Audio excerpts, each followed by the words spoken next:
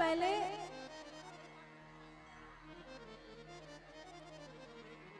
बड़े भैया के पास गई, दोनों पर मोहित हुई, लेकिन देखा कि ये सांवरे सरकार की बात कुछ और है, तो पहले राम जी के पास गई और जाकर कहने लगी कि तुम्हारे समान कोई पुरुष नहीं है इस संसार में, और विधाता ने हम दोनों की जोड़ी बड़ी विचार करके बनाई है। अब और क्या कह रही है पूतना कि मेरे योग्य पुरुष इस संपूर्ण ब्रह्मांड में ही नहीं है। क्या कहा पूतना ने कि मेरे योग्य पुरुष पूरे ढूंढने पर भी संपूर्ण ब्रह्मांड में मुझे नहीं मिला, लेकिन तुमसे मैं काम चला लूंगी। मतलब तुम भी पूरे परफेक्ट नहीं हो, भगवान से कह रही है। क्या कह रही पूतना कि मेरे योग्य तो पुरुष पूरे ब्रह्मांड में नहीं, लेकिन तुम ठीक हो, ठीक ठाक हो, मतलब काम चल जाएगा तुमसे। तो तुमको देखकर ऐसा लगता है कि तुम्हारे लिए ही आज तक मैं कुंवारी हूं। हाँ? तुम्हारे लिए ही मैं कुंवारी हूं, मुझसे विवाह कर लो तुम। तो भगवान ने भी थोड़ा सा कभी कभी, वैसे तो श्री राम बड़े मर्यादित रहते हैं, लेकिन भगवान ने पूतना को देखा तो भगवान के मन में भी थोड़ा सा हास विलास करने का, परिहास करने का भाव आ गया महाराज। तो भगवान मुस्कुराए और भगवान ने कहा देखो शूर्पणखा, ये जो है मेरे पास, देखो शूर्पणखा जो पूतना के समान थी ना, शूर्पणखा उसकी बात कर रहे हैं। तो देखो शूर्पणखा,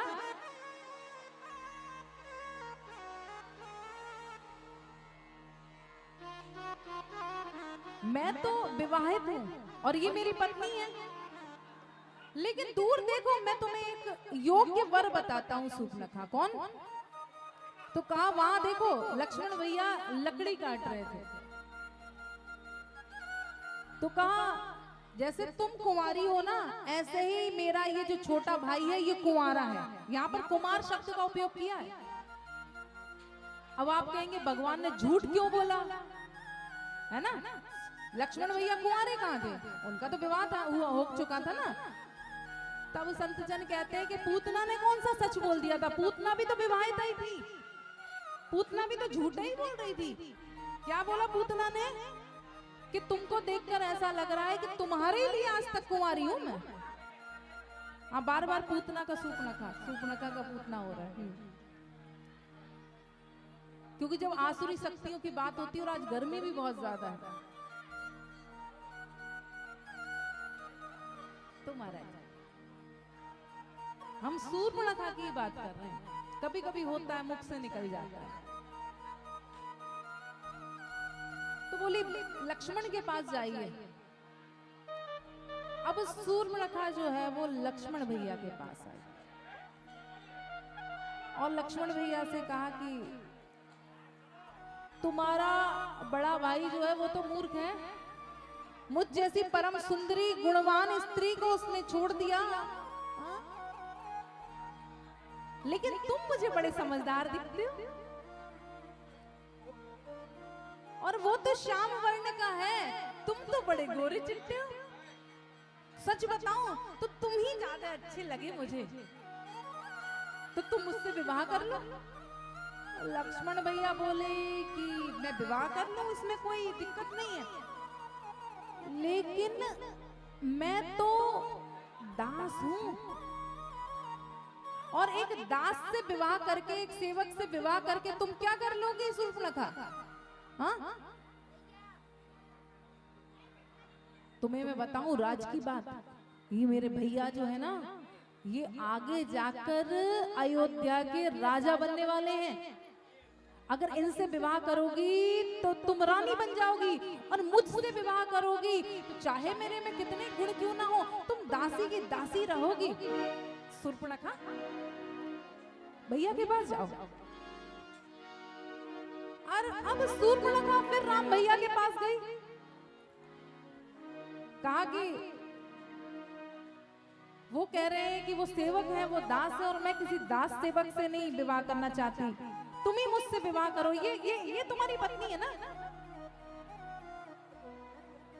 अरे इससे तो मैं कितनी सुंदर दिखती हूँ। राम भैया ने फिर कहा नहीं नहीं तुम जाओ लक्ष्मण के पास। तो कभी लक्ष्मण भैया राम भैया के पास पहुंचाते, कभी राम भैया लक्ष्मण भैया के पास पहुंचाते। महाराज बार बार हो रहा है। अब पूतना नहीं, अब सूर्पणखा से महाराज अब तो ऐसा लग रहा है जैसे कि उसके अहंकार पर चोट हो रही बार बार। तो विचार करने लगी कि सब कुछ झमेला जो है ना ये इस नारी के कारण हो रहा है। श्री राम से कहा कि इस नारी के कारण तुम मुझसे विवाह नहीं करना चाहते ना? अरे इसे तो मैं नाश्ते में खा जाऊंगी। हाँ इसे तो मैं एक पल में खा जाऊंगी। और माता सीता पर प्रहार करने लगी। ज्यों ही सूर्पणखा वैसे ही राम भैया ने आदेश दिया और कहा कि इस निर्लज्ज स्त्री को नाक कान से विहीन कर दो। महाराज अब चीख उठी सूर्पणखा और दौड़ गई। भैया भैया मेरी रक्षा करो, भैया मेरी रक्षा करो। खरदूषण के पास दौड़ गई कि आपके होते हुए आपकी बहन के साथ ये क्या हुआ?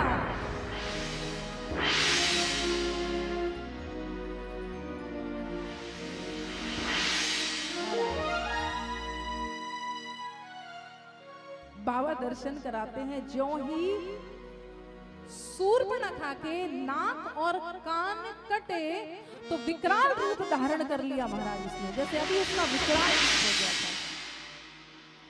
और बाबा दर्शन कराते हैं। नाक कान बिनु भई बिकराला, नाक कान बिनु उन्हें भी भगवान ने यमपुरी पहुंचा दिया। अब जब दोनों मर गए तो पूतना कहाँ गई? ये पूतना मुझे ज्यादा अच्छी लग रही है, जा ही नहीं रही बाहर। सूर्पणखा कहाँ गई? रावण के पास।